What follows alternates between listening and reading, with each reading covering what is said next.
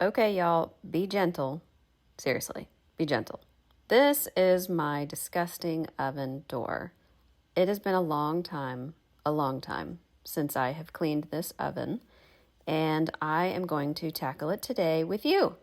I'm also going to be testing out different products just to see what does the best, easiest, quickest job. So the first thing I did here was I sprayed everything down with red juice and I started right at it. I didn't really let it sit for very long. I tried the double-sided scraper here.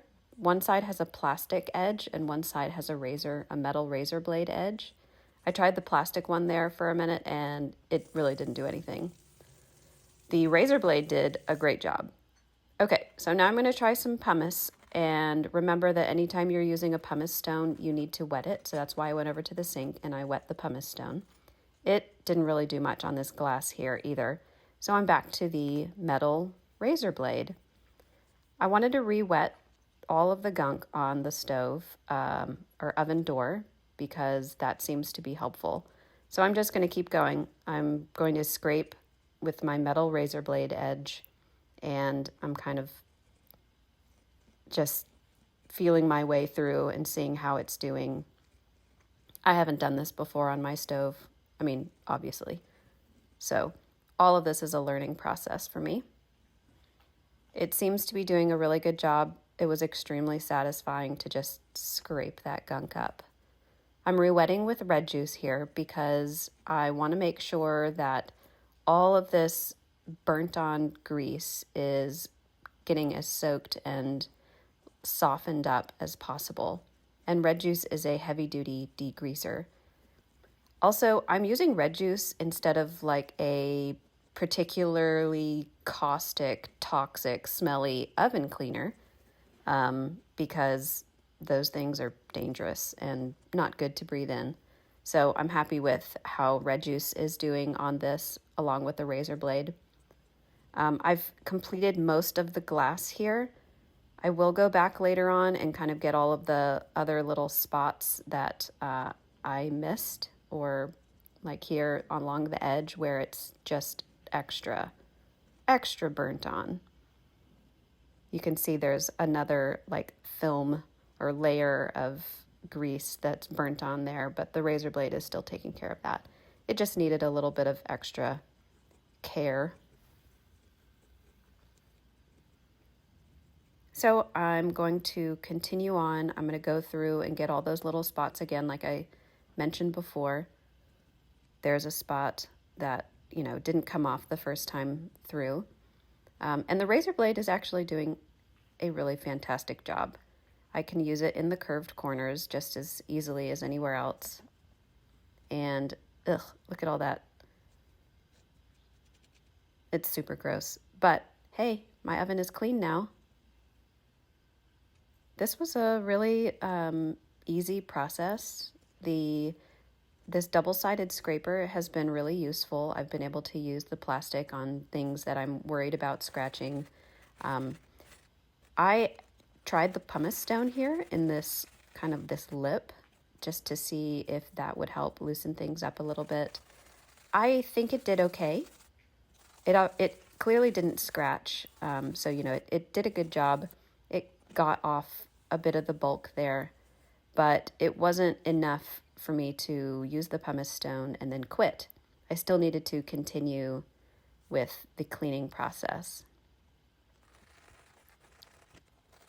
It also is a little bit hard to get into the corners with the pumice stone because it's so soft that it kind of degrades while you're using it. Not degrades, but it gets used up. So I'm using Pro Scrub here. This is another non-toxic cleaner. It's safe to use. It is a chalky, creamy kind of texture. So I'm able to use this, and it's non-abrasive. I'm trying it with a white sponge here. This is also a non-abrasive white sponge. I have to say it didn't do that great, and neither did using the heavy-duty professional toothbrush. So using the non-abrasive white sponge and using that toothbrush didn't do as good of a job as I hoped. So I pulled out the big guns, and this is the green sponge. This one is much more abrasive, but it's actually not scratching the oven here. It's doing a really good job. So I am just going around with Pro Scrub. I had a little, oh, there's my dog. I had a little extra water in that sponge. I think if I were going to do this again, I would just very lightly dampen the sponge, which would give the sponge and the Pro Scrub a little bit more scrubbing power. But I'm pleased with how this green sponge is working. It is getting off a lot of that gunk, the really stuck-on gunk. I'm taking my razor blade, actually not the razor blade, the plastic edge there, and scraping off a little bit more in those corners in the lip there. I just had to do a quick rinse with the red juice because I like to see how I'm doing. It's not perfect, but I'm not a perfect cleaner, and this is good. This is great for me. I am super pleased with how this turned out. Now I'm trying the razor blade on the actual metal.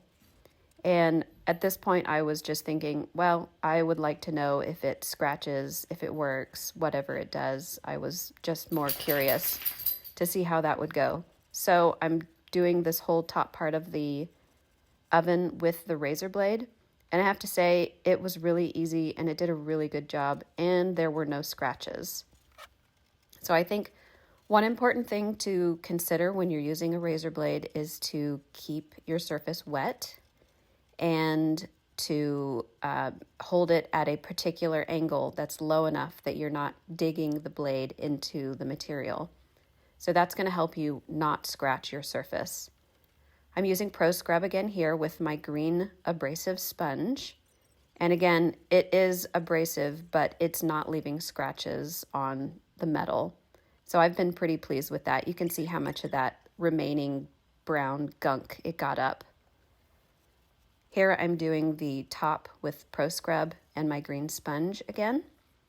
And I've been really pleased with how this turned out. So I'm just going to tackle the last part of the oven, which is the top, and I'm going to just spray a little red juice on there and tackle that with my razor blade. And because that one wasn't that dirty, and it did a really good job, and I'm really pleased. One last spray down and wipe off with red juice, and it's done.